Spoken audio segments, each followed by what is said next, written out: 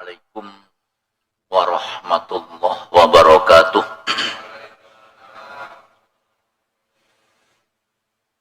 Bismillahirrahmanirrahim. Alhamdulillahi rabbil alamin. Wassalatu wassalamu ala asyrafil anbiya wal mursalin wa ala alihi wa ashabihi ajma'in. Amma ba'du. Bapak Ketua Pimpinan Cabang Muhammadiyah Lamongan dengan seluruh jajarannya yang kami hormati, pengurus takmir Masjid Al-Azhar yang kita cintai, yang kami hormati, Bapak Ibu, para jamaah rahimakumullah. Alhamdulillah, kita baru saja menunaikan sholat subuh kita secara berjamaah. Semua itu bisa kita laksanakan tidak lepas karena rahmat Allah semata. Semoga ibadah kita diterima di sisi Allah Subhanahu wa ta'ala. Amin. Semoga Allah senantiasa memberikan maghfirahnya kepada kita. Dosa-dosa kita diampuni, kesalahan-kesalahan kita dihapuskan oleh Allah, dan semoga kita sekalian senantiasa dalam lindungan Allah, dijauhkan dari berbagai wabah dan musibah, tetap istiqomah di jalan Allah sampai akhir hayat kita, dan semoga kita kelak dapat mengakhiri hidup ini dengan husnul khotimah. Amin. Semoga salawat serta salam senantiasa dilimpahkan kepada Nabiullah Muhammad sallallahu alaihi wasallam beserta keluarga beliau, para sahabat-sahabat beliau, dan segenap umatnya yang taat dan patuh kepada ajaran beliau. Ibu bapak rahimakumullah, tidak terasa beberapa hari ke depan kita sekalian akan memasuki bulan Ramadan. Insyaallah 17 hari lagi. Semoga Allah takdirkan kita semua untuk bisa ketemu di bulan Ramadan yang akan datang, sehingga kita sekalian dapat bersama-sama melaksanakan apa yang diperintahkan oleh Allah di bulan Ramadan nanti, sekaligus juga berbagai amal soleh yang lain untuk bekal kita dalam rangka menggapai keridhaan Allah Subhanahu wa ta'ala, sekaligus mudah-mudahan dengan amal-amal soleh yang kita lakukan dapat mengantarkan kita menjadi hamba-hamba Allah yang bertakwa. Amin. Para jamaah sekalian rahimakumullah,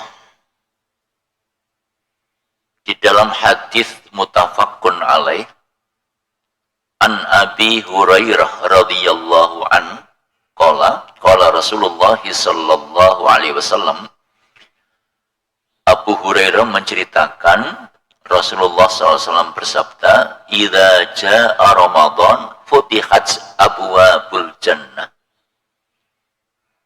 Kalau bulan Ramadan itu telah tiba, dibukalah pintu-pintu surga. Masya Allah.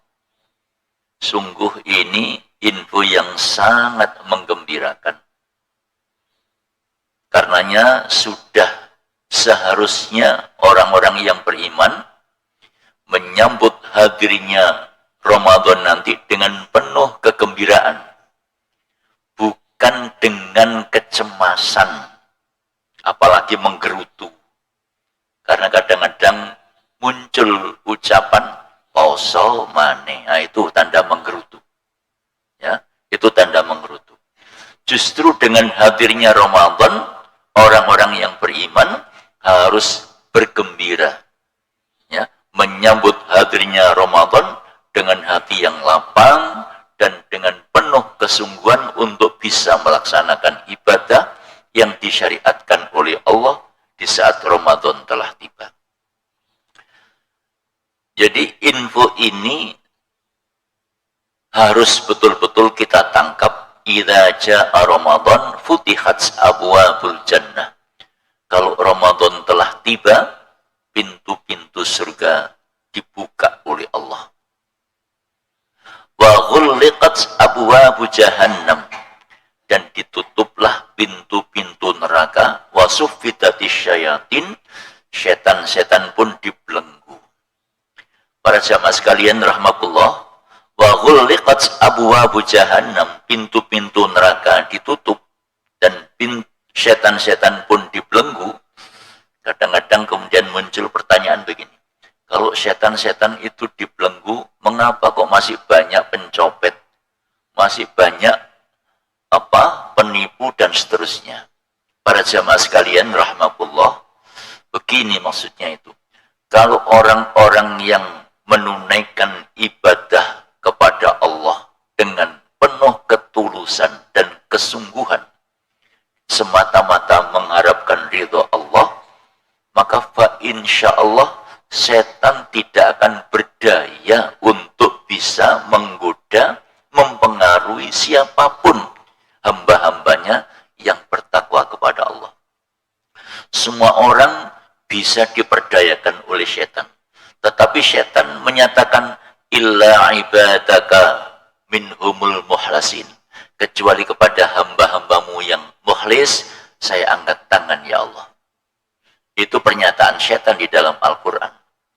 Karenanya sekalipun setan itu gentayangan, kalau kemudian orang-orang yang diperdayakan itu tangguh dalam membentengi diri dengan petunjuk Allah dan Rasulnya, maka fa insyaallah setan tidak akan bermakna sama sekali. Karena mereka tidak akan bisa membujuk, merayu, menipu siapapun orangnya yang bertakwa kepada Allah. Para jamaah sekalian rahmatullah, Ramadan yang insya Allah 17 hari ke depan, yang di dalamnya kita sekalian akan menunaikan ibadah puasa. Perintah puasa itu sesungguhnya bukan diturunkan di saat Ramadan telah tiba, tetapi justru di bulan Sya'ban seperti sekarang ini. Jadi turunnya perintah menunaikan ibadah puasa di bulan Ramadan itu di bulan Sya'ban, bukan di bulan Ramadan. Apa hikmahnya? Hikmahnya itu supaya Nabi bisa memberikan penjelasan kepada umat, sekaligus umat juga supaya segera bersiap-siap untuk bisa menyambut hadirnya Ramadan, baik secara fisik ataupun juga secara mental. Sehingga pada saat Ramadan telah tiba, betul-betul dalam posisi siap melaksanakan perintah.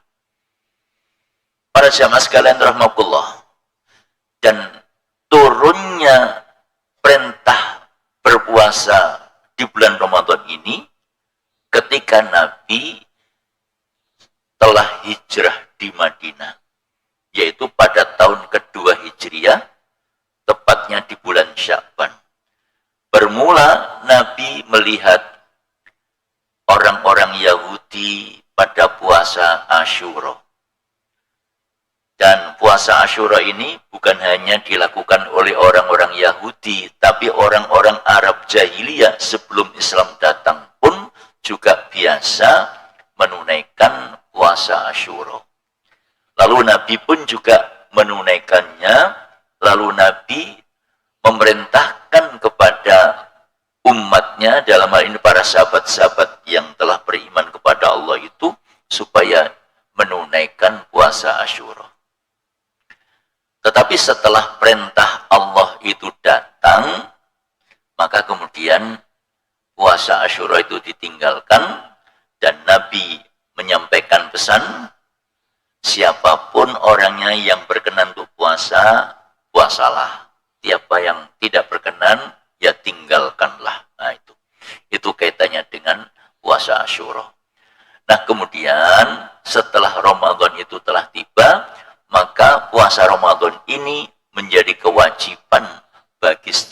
orang-orang yang beriman kepada Allah dimanapun mereka itu berada, laki ataupun perempuan.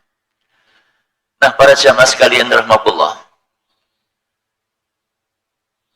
sebelum Ramadan telah tiba, kiranya kita sekalian patut melakukan muhasabah, koreksi diri terhadap diri kita masing-masing.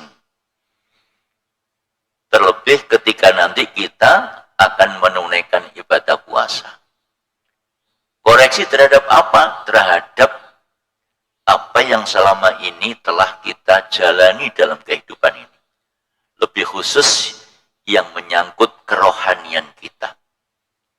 Sebab ketika kita nanti menunaikan ibadah puasa, kalau kemudian hati kita, pikiran kita masih ruwet, masih ternoda oleh berbagai hal yang tidak sejalan dengan petunjuk agama, maka hal itu akan bisa berdampak pada puasa kita. Itulah sebabnya maka kita perlu muhasabah, perlu koreksi diri. Jangan sampai kemudian di dalam diri kita ini masih ada yang namanya penyakit-penyakit hati yang mengendap. Apakah itu yang namanya dendam, ya, benci, dengki, iri, hasud, takabur. Nah, semua itu adalah bagian dari penyakit hati yang sangat membahayakan bagi diri kita dan itu berdampak pada amalan kita. Dalam sebuah hadis yang diriwayatkan oleh Imam Muslim, an Abi Hurairah radhiyallahu an qala Rasulullah sallallahu alaihi wasallam tuftahu abwabul jannah yaumal itsnin wa yaumal khamis. Nabi menyatakan tiap hari Senin dan hari Kamis pintu-pintu surga dibuka oleh Allah. Fayughfaru likulli abdin la yusyriku billahi syai'an. Dan pada saat itu nanti Allah akan memberikan maghfirahnya kepada setiap hambanya yang tidak berbuat syirik kepada Allah. Dengan catatan, illa rajulan kanat bainahu wa baina akhihi syahna'u. Kecuali kalau ada seseorang yang antara dirinya dan saudaranya, apakah itu temannya, apakah itu tetangganya, ya, atau di internal keluarganya misalnya, yang masih menaruh rasa dendam, rasa benci, rasa tidak suka. Nah, kepada orang yang masih menyimpan penyakit hati yang berupa dendam, dengki, benci, iri, dan seterusnya itu akan ditangguhkan dulu. Fayuqalu unduru hadzaini hatta yastoliha. Unduru hadzaini hatta yastoliha. Tangguhkan dulu, tunggu dulu untuk kedua orang ini. Jangan diberikan maghfirahnya dulu selagi mereka belum islah, selagi mereka belum damai. Kalimat itu diulang 2 kali. Unduru hadzaini hatta yastoliha. Unduru hadzaini hatta yastoliha. Tunggu dulu sampai mereka berdua itu islah, sampai mereka berdua itu damai. Hadis riwayat Muslim. Ini artinya para jamaah sekalian rahmatullah, ketika di antara seseorang ada yang masih menaruh dendam terhadap sesama, dengan temannya, dengan tetangganya, mestinya maghfirah Allah itu sudah harus datang, tetapi karena kesandung yang namanya dendam, sehingga maghfirah itu ditangguhkan dulu oleh Allah. Digantung dulu, sampai yang bersangkutan nanti islah, sampai yang bersangkutan nanti itu damai. Nah, karenanya hal-hal yang semacam itu perlu menjadi bahan evaluasi buat kita semua. Jangan ada di antara sesama muslim, kemudian menaruh rasa dendam hanya karena persoalan sepele, hanya karena persoalan kecil, kadang-kadang dibuat besar. Memang para jamaah sekalian rahimakumullah, persoalan yang menyangkut antar kita dengan Allah dan antar kita dengan sesama itu lebih gampang urusannya antar kita dengan Allah. Tapi kalau antar sesama itu justru ruwet. Kalau antar kita dengan Allah, begitu orang itu beristighfar, bertobat, berkomitmen tidak akan mengulang kembali dosa-dosa yang telah dilakukan, dan selanjutnya berusaha melaksanakan perintah dan menjauhi larangan, Allah akan memberikan maghfirahnya. Contoh misalnya di dalam hadis muttafaqun alaih, dikisahkan ada sekelompok orang-orang musyrik yang menghadap kepada Nabi. Ya Muhammad, karena mereka masih musyrik, memanggilnya Nabi, tidak ya Rasulullah atau tidak ya Nabi Allah. Para sahabat itu kalau memanggil Nabi, tidak ada yang memanggil nguko, itu tidak ada. Mesti ya Rasulullah atau ya Nabi Allah. Nah karena mereka ini belum Islam, memanggilnya ya Muhammad gitu aja. Ya Muhammad, sesungguhnya apa yang kamu sampaikan itu adalah benar. Yang kamu sampaikan itu baik. Terus kami ini adalah orang yang sudah bergelimang dengan dosa-dosa, ya membunuh, ya berzina, ya minum khamr, syirik otomatis karena orang musyrik, dan lain-lain. Terus gimana caranya untuk bisa membersihkan diri dari dosa-dosa itu? Orang ini kayaknya gelisah. Lalu Allah turunkan ayat, A'udzubillahi minasyaitonirrajim, walladzina la yad'una ma'allah ilahan akhar wa la yaqtuluna an-nafsal lati harramallahu illa bil haqq wa la yaznun. Orang-orang yang tidak menyembah kepada selain Allah, artinya orang-orang yang tidak berbuat syirik kepada Allah, dan orang-orang yang tidak membunuh kecuali dengan cara yang benar, cara yang diridhoi oleh Allah, dan orang-orang yang tidak berzina, wala yaznun. Lalu disambung dengan ayat surat Az-Zumar ayat nomor 53. Qul ya ibadiyalladzina asrafu ala anfusihim la taqnatu mir rahmatillah innallaha yaghfirudz dzunuba jami'a innahu huwal ghafurur rahim.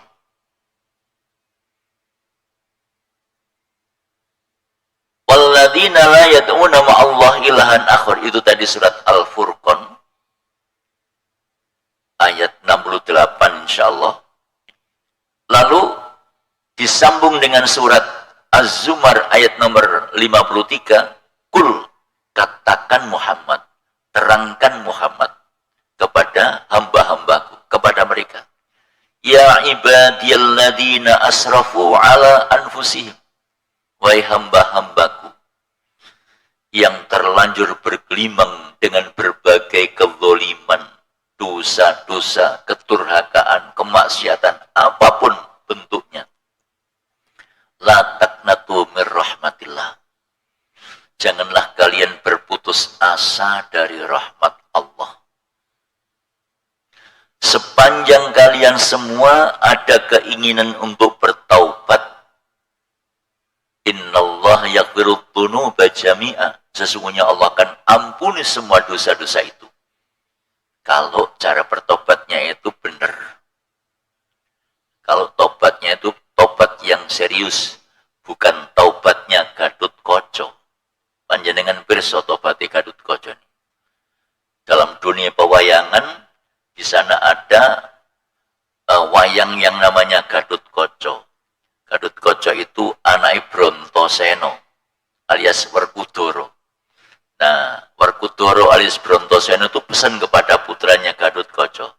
Gatotkaca putraku nggih tobat to nak dijawab karo Gatotkaca. Tobat. Nah itu tobat Gatotkaca. Ya. Nah, taubat kepada Allah artinya kembali ke jalan yang benar sesuai dengan petunjuk Allah dan Rasulnya. Ya. Jadi apa yang diperintahkan oleh Allah dilaksanakan, apa yang dilarang oleh Allah ditinggalkan. Para sahabat Nabi dulunya semua adalah orang-orang musyrik. Begitu masuk Islam, maka itu praktis berarti bertaubat kepada Allah. Maka dosa-dosanya diampuni oleh Allah. Nah, Allah menjanjikan innallaha yaghfiru dzunuba jami'a. Allah akan ampuni semua dosa sepanjang yang bersangkutan mau bertobat. Sebab innahu wal ghafurur rahim, karena Allah itu Maha Pengampun lagi Maha Penyayang. Nah, jadi para jamaah sekalian rahmatullah, oleh sebab itu maka kalau kemudian seseorang itu merasa dirinya telah berdosa, bersalah, apapun bentuknya, sepanjang yang bersangkutan itu punya keinginan untuk bertaubat, Allah Maha Pengampun lagi Maha Penyayang. Makanya Allah pesan, la taqnatu mir rahmatillah. Janganlah kamu berputus asa dari rahmat Allah. Para jamaah sekalian rahmatullah, maka terkait dengan hadirnya Ramadan, kita harus ada upaya konkret, upaya nyata dalam kehidupan ini dengan memangkas, membersihkan segala macam bentuk penyakit hati yang menjadi penghalang datangnya rahmat Allah.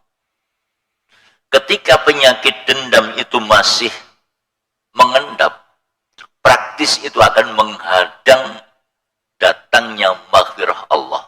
Maghfirahnya Allah akan ditangguhkan, ampunan Allah akan ditangguhkan.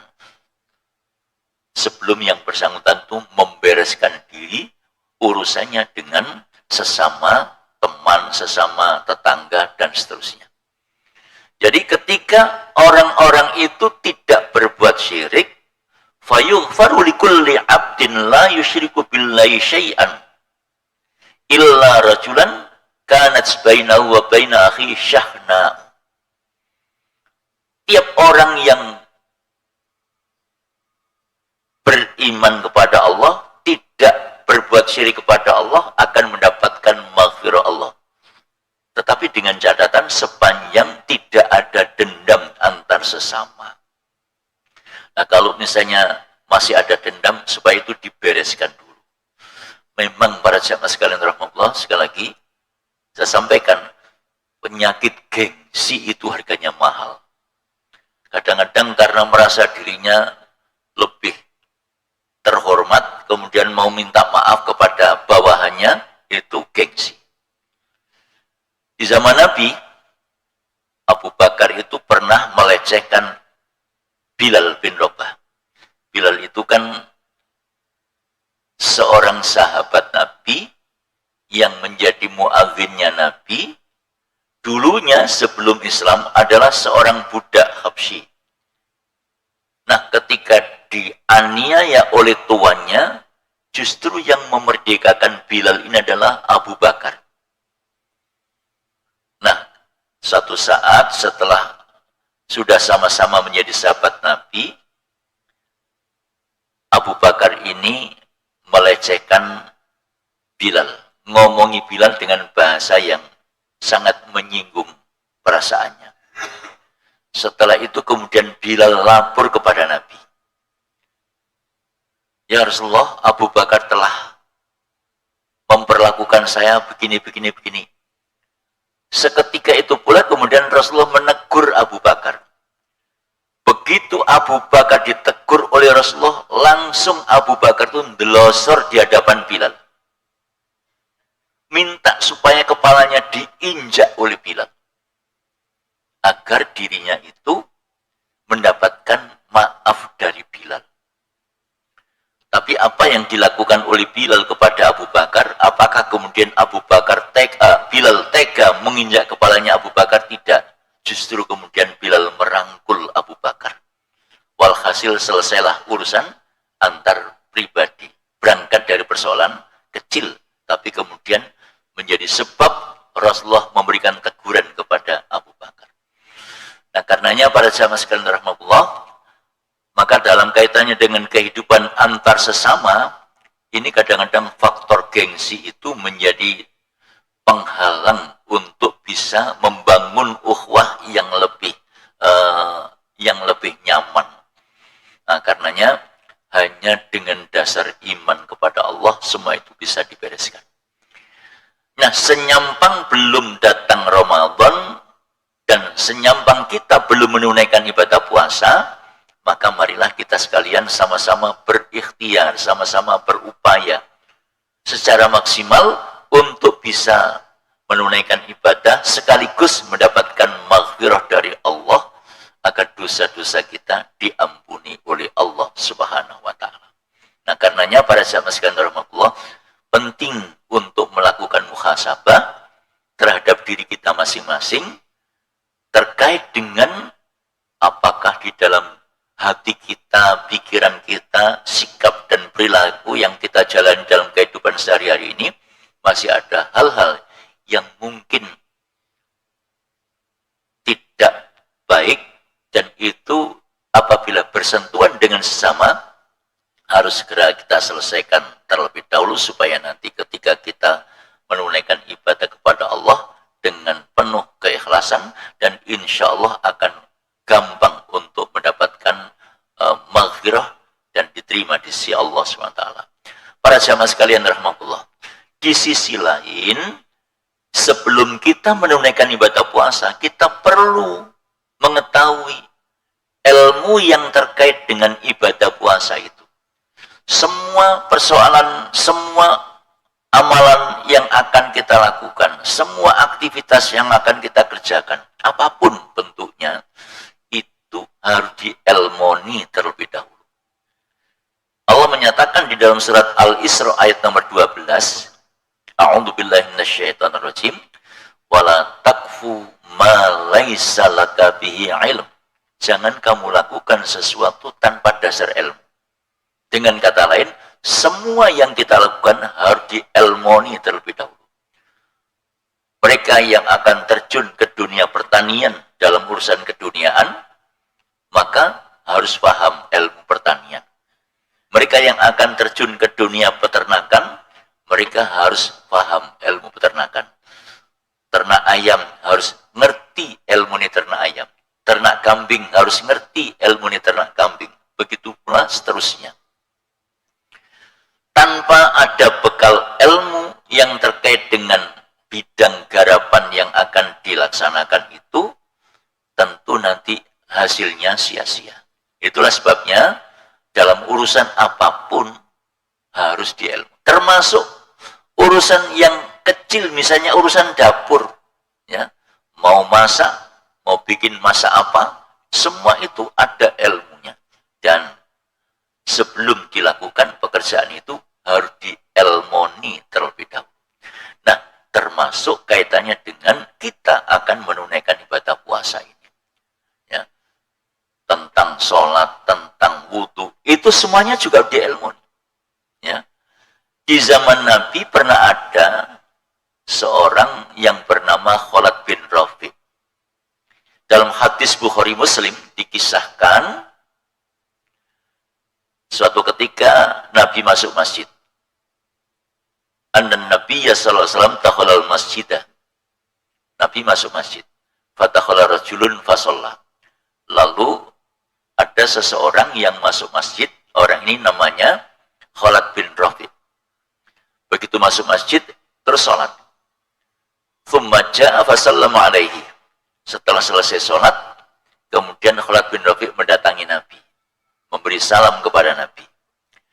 Lalu faradda alaihi salam, Nabi pun menjawab salamnya.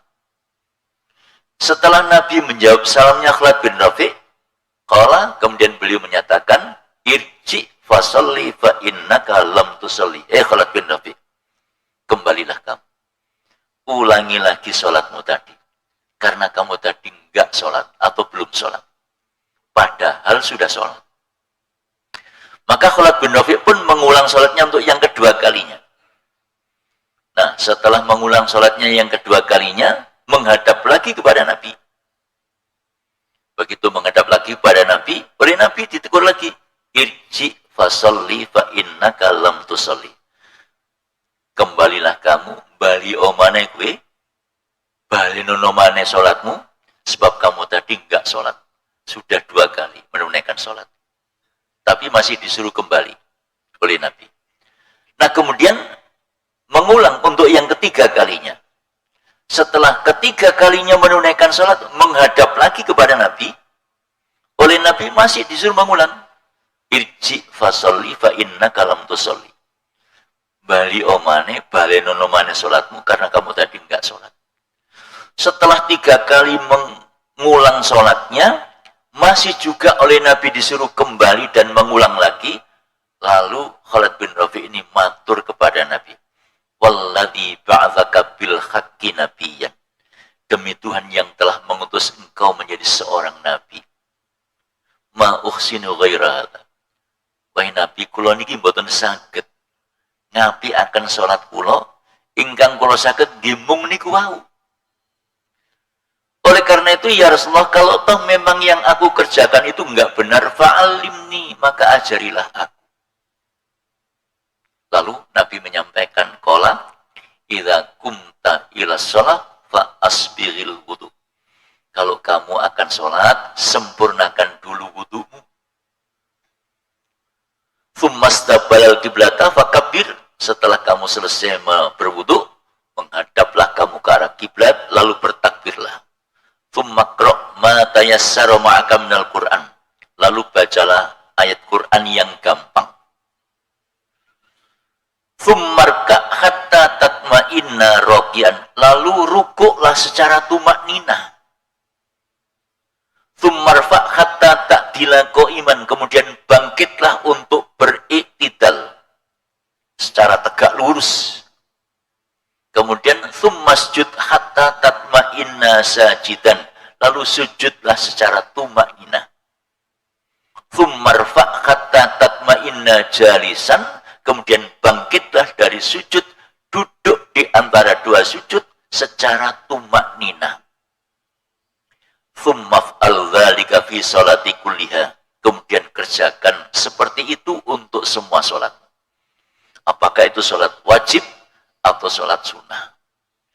Jadi para jamaah sekalian rahmatullah, dari situ dapat kita ambil pelajaran bahwa betapapun orang itu sanding Nabi, kalau kemudian tidak mempelajari ilmu tentang sholat pun juga tidak bisa. Ya. Kalau tidak mempelajari tentang kaifiyah wudu juga tidak bisa. Oleh sebab itu, terkait dengan tata cara wudu wajib dipelajari. Tata cara sholat juga wajib dipelajari.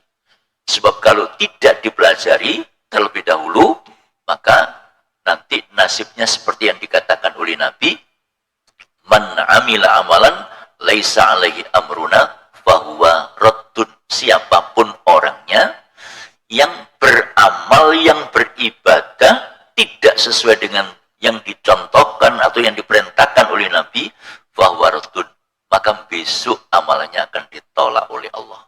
Hadis ini sudah cukup populer di antara kita.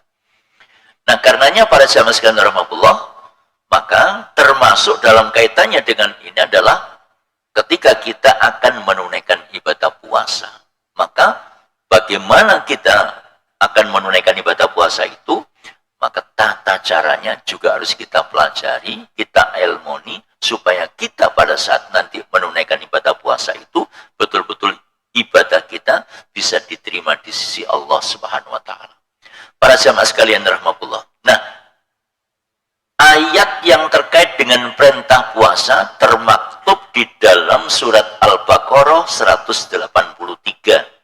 A'udzubillahi minasyaitonirrajim. Ya ayyuhalladzina amanu kutiba alaikumusiyam kama kutiba alal ladzina min qablikum la'allakum tattaqun. Ayat ini ayat khusus ditujukan kepada orang-orang yang beriman. Ya ayyuhalladzina amanu, wahai orang-orang yang telah beriman. Panggilan yang sangat mesra yang datang dari Allah untuk hamba-hambanya yang beriman. Maksudnya adalah orang-orang yang membenarkan syariat Allah. Orang-orang yang membenarkan syariat Allah itu tidak cukup hanya mengakui kebenaran syariat Allah, tapi juga siap melaksanakan perintah-perintahnya dan menjauhi larangan-larangannya. Itulah sebabnya maka Allah seru, ya illadzina amanu. Ya. Para jamaah sekalian rahmatullah. Nah, kepada orang-orang yang beriman ini Allah perintahkan kutiba alaikumusiyam, diwajibkan kepada kalian untuk berpuasa. Kama kutiba alal ladzina min qablikum, sebagaimana diwajibkan kepada orang-orang sebelum kamu. Tujuannya apa? La'allakum tattaqun, supaya kamu menjadi orang yang bertakwa. Para jamaah sekalian rahmatullah, itulah tujuan akhir dari puasa kita, supaya menjadi orang yang bertakwa. Orang yang bertakwa itu adalah orang yang dimuliakan oleh Allah. Orang yang dimuliakan oleh Allah bukan karena faktor harta, bukan karena faktor kedudukannya ketika di dunia. Bisa jadi dia di dunia punya kedudukan tinggi, ya. Tetapi ketika yang bersangkutan berlaku zalim, tidak taat kepada Allah, maka nanti akan dihinakan oleh Allah di akhirat. Naudzubillah. Orang yang ditakdirkan berharta cukup, tapi tidak melaksanakan perintah Allah, maka nanti harta itu justru akan membelenggu dirinya. Naudzubillah. Jadi ketika orang itu ditakdirkan menjadi orang kaya, tidak mau bayar zakat, tidak mau infak, tidak sedekah, maka itu nanti justru akan menyengsarakan dirinya sendiri. Para jamaah sekalian rahmatullah, itulah sebabnya maka orang-orang yang beriman kepada Allah itu diseru, karena mereka itu adalah orang-orang yang siap menyambut seruan Allah. Dan kenyataannya di lapangan terbukti begitu. Di kalangan masyarakat kita ini, ya, mayoritas menyatakan Muslim, tapi tidak jarang kita jumpai orang yang mengaku Islam tidak berkenan untuk puasa. Ya sekedar Islam. Ya, sekedar Islam. Tapi ketika diperintah untuk sholat, ya tidak sholat. Diperintah untuk puasa, ya tidak puasa. Barangkali kondisi yang semacam itulah yang digambarkan oleh Allah di dalam Al-Quran di surat Al-Hujurat ayat nomor 14. Qalatil a'rabu amanna. Ada sekelompok orang-orang Arab Badui yang menyatakan di hadapan Nabi, kami telah beriman. Kemudian Allah turunkan ayat itu kepada Nabi, agar Nabi menjelaskan, kul lam tu'minu. Katakan Muhammad kepada mereka, kamu sebaiknya jangan tergesa-gesa menyatakan diri beriman. Walakin qulu aslamna. Tapi cukup kamu katakan kami telah Islam. Mengapa? Walamma yadkhulil iman fi qulubikum, sebab iman yang kamu ucapkan belum menembus lubuk hatimu yang dalam. Orang itu kalau kemudian iman sudah menghunjam kuat di lubuk hatinya yang dalam, ketika dibacakan ayat-ayat Allah, hatinya bergetar. Ketika diperintah oleh Allah, segera menyambut datangnya perintah itu dengan sebaik-baiknya. Tapi ketika iman belum menembus lubuk hatinya, maka semua bentuk perintah akan berlalu begitu saja.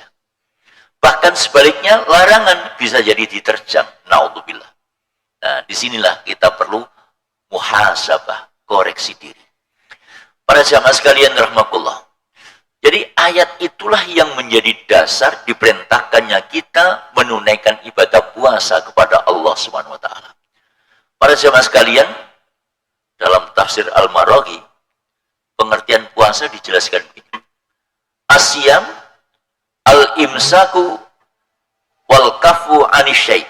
Yang namanya puasa itu adalah menahan atau mengekang diri dari sesuatu.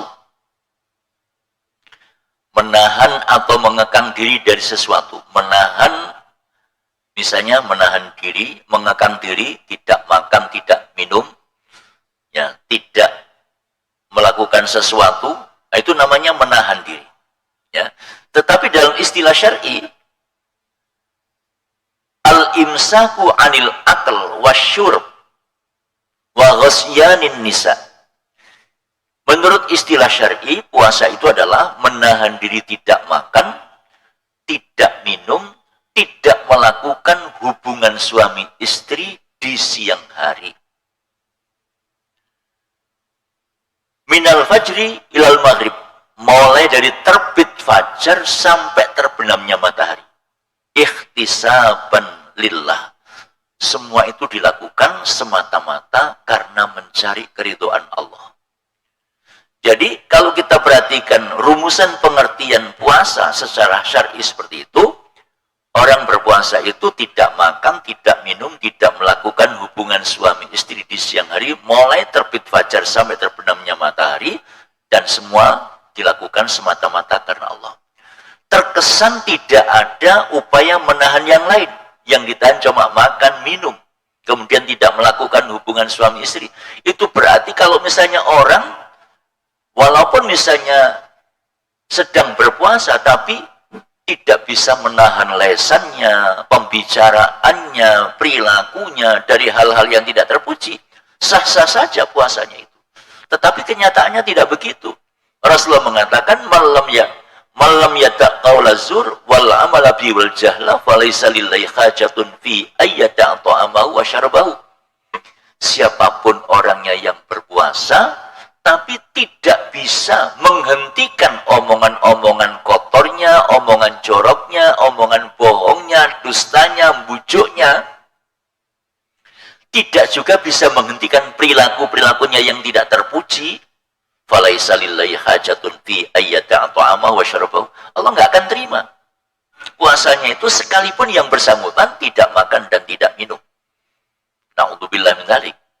Nah, karenanya para jamaah sekalian rahmatullah, tidak cukup orang itu ketika puasa hanya menahan tidak makan, tidak minum, tidak melakukan hubungan suami istri, tetapi juga harus menahan omongannya supaya omongan ini tidak menjurus kepada hal-hal yang menimbulkan dosa. Berpuasa tapi berbohong, nanti puasanya sia-sia. Berpuasa tapi kemudian mencaci maki orang lain, puasanya sia-sia. Ya. Karena itu dalam kaitannya dengan puasa ini termasuk harus menahan omongannya supaya tidak berdusta, supaya tidak berbohong, supaya tidak bujuk. Termasuk juga harus menahan perilakunya supaya perilaku yang dilakukan dalam kehidupan sehari-hari berada dalam posisi sesuai dengan petunjuk Allah. Misal seorang pedagang, dia berdagang, dia berpuasa. Puasanya menjadi cacat ketika yang bersangkutan waktu menimbang mengurangi takaran, mengurangi timbangan. Waktu menakar mengurangi takaran, waktu mengukur mengurangi ukuran. Bukankah mengurangi timbangan, mengurangi ukuran takaran itu adalah bagian dari manipulasi? Nah, hal-hal yang semacam itu harus juga difahami supaya puasa kita betul-betul puasa yang diridhoi oleh Allah Subhanahu wa taala. Jadi para jamaah sekalian rahmatullah, tidak cukup seseorang itu menunaikan ibadah puasa hanya sebatas menahan diri tidak makan dan tidak minum, tidak melakukan hubungan suami istri di siang hari. Tetapi pada sisi yang lain, faktor lesan harus kita jaga. Faktor perilaku juga harus kita jaga. Di rumah puasa, tapi di luar kemudian seenaknya. Na'udzubillah min dzalik. Nah, itu para sahabat sekalian. Di dalam hadis riwayat Imam Ahmad dan Imam Al-Hakim dari Abu Hurairah dikisahkan qilali Rasulullah sallallahu alaihi wasallam. Rasulullah itu ditanya, Rasulullah itu menerima aduan dari sekelompok orang. Ya Rasulullah, inna fulanata taqumul lail wa tasumun nahar. Wahai Rasulullah, si fulana itu orangnya tekun sholat malamnya. Ya. Kemudian wa tasumun nahar. Puasa sunnahnya juga tekun. Orang kalau sholat malamnya sudah tekun, praktis sholat wajibnya yang 5 waktu sudah terjaga dengan baik. Orang kalau puasa sunnahnya sudah tekun, praktis sholat puasa wajibnya terjaga dengan baik. Wataf'al, aktivitasnya juga bagus. bersodako. Tapi ya Rasulullah, waktu dijirona bilisaniha, orang itu masih juga suka menyakitkan tetangganya, menyakitkan hati tetangganya dengan lesannya. Nah, ya, sholatnya bagus, puasanya bagus, sodakonya bagus, aktivitasnya bagus. Ternyata dia masih punya cacat, suka menyakiti tetangganya. Bagaimana respon Rasulullah ketika mendengar pengaduan itu? Faqala Rasulullah sallallahu alaihi wasallam, maka Rasulullah kemudian menyampaikan, la khaira fiha, tidak ada kebaikan bagi dia. Bahkan Nabi mengatakan, ya min ahli nar, dia termasuk golongan ahli neraka. Masya Allah. Na'udzubillah. Itu artinya apa?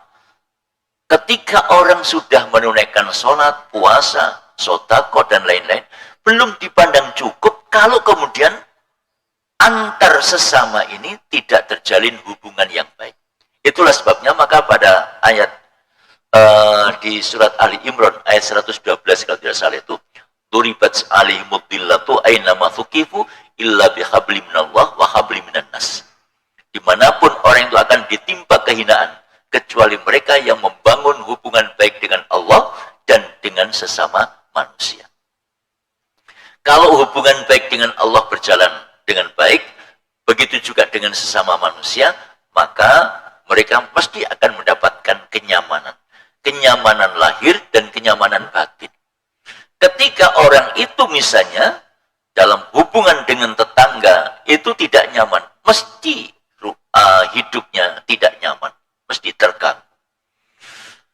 Para jamaah sekalian rahmatullah, karenanya maka terkait dengan persoalan tetangga ini pun juga harus dibina dengan baik. Jangan sampai kemudian kita hidup hanya mementingkan diri kita sendiri, sementara faktor tetangga kita abaikan. Na'udzubillah. Sementara Nabi itu sering didatangi malaikat Jibril tentang urusan tetangga. Ya. Sampai-sampai Nabi beranggapan koyok-koyok tetangga itu nanti akan menjadi pewaris, menjadi hak waris. Saking seriusnya malaikat Jibril mengingatkan kepada Nabi supaya membangun hubungan baik dengan tetangga.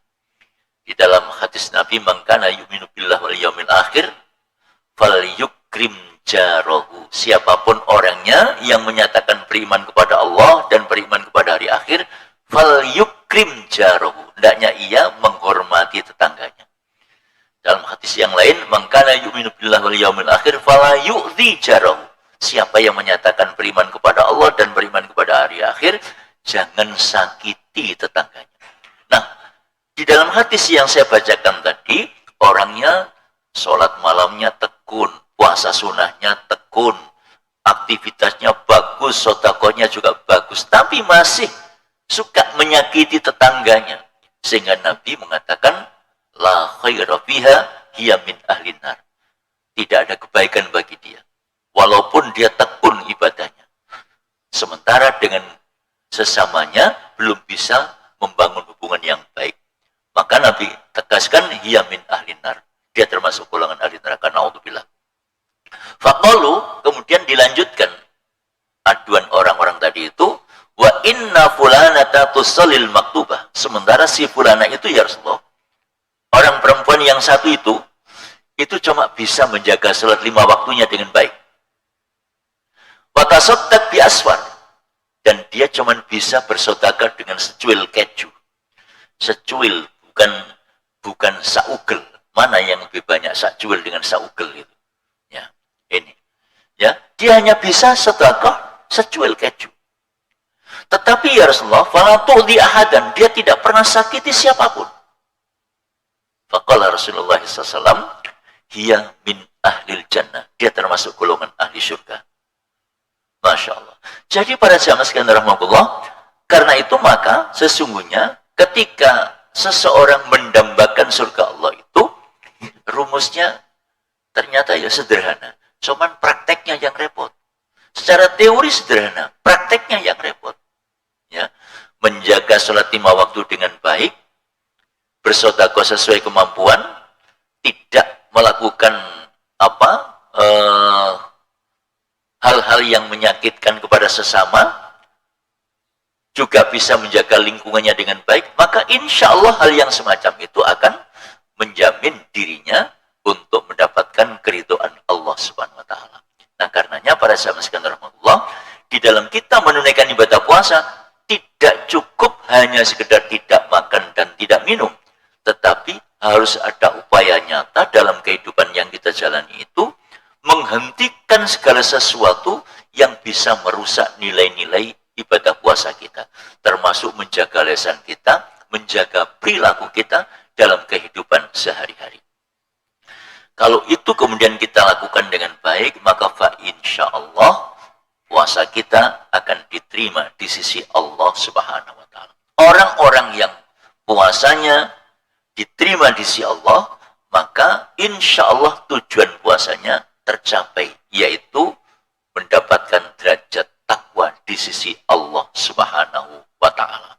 Para jamaah sekalian rahmatullah, karenanya maka sebelum kita menunaikan ibadah puasa, kita harus paham bagaimana kita harus menunaikan ibadah puasa, mulai kapan kita harus berhenti tidak makan, tidak minum, tidak melakukan hubungan suami istri, sampai kapan, itu juga harus dipahami. Ya. Sebab kalau tidak, nanti puasa kita akan sia-sia. Lalu yang kedua, larangan-larangan apa yang harus kita jauhi sepanjang kita menunaikan ibadah puasa? Sementara kalau kemudian kita tidak memahami tentang itu, bisa jadi kemudian puasa kita akan sia-sia. Seperti yang diungkapkan oleh Nabi, rubba shaimin laisa lahu min siyami ilal ju'at wal atas. Banyak orang yang berpuasa tapi tidak mendapatkan pahalanya puasa, yang didapat cuman lapar dan dahaga. Naudzubillah min dzalik. Nah, karenanya sekali lagi kami mengajak kepada panjenengan semua, senyampang kita sekalian belum memasuki Ramadan, ayo kita sama-sama berupaya untuk mempelajari, membekali diri tentang persiapan kita memasuki Ramadan nanti, baik dari sisi keilmuan ataupun juga dari sisi yang lain, supaya kita sekalian di dalam menunaikan ibadah puasa nanti, ibadah kita diterima di sisi Allah SWT, dan target kita untuk bisa menjadi orang yang bertakwa betul-betul bisa tercapai. Saya kira ini mudah-mudahan ada guna dan manfaatnya. Mungkin ada sesuatu yang mau disampaikan,